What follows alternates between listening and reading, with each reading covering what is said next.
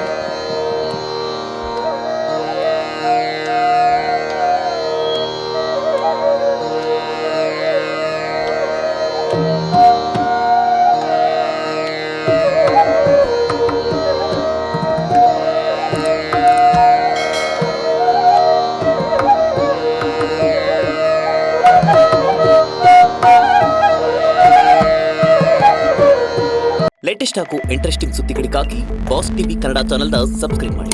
ಹಾಗೆಯೇ bell icon press ಮಾಡಿ. ಇದರ ಜೊತೆಗೆ ಫೇಸ್ಬುಕ್, ಇನ್ಸ್ಟಾಗ್ರಾಮ್, ಎಕ್ಸ್ ನಲ್ಲೂ ಮಿಸ್ ಮಾಡದೆ ಫಾಲೋ ಮಾಡಿ.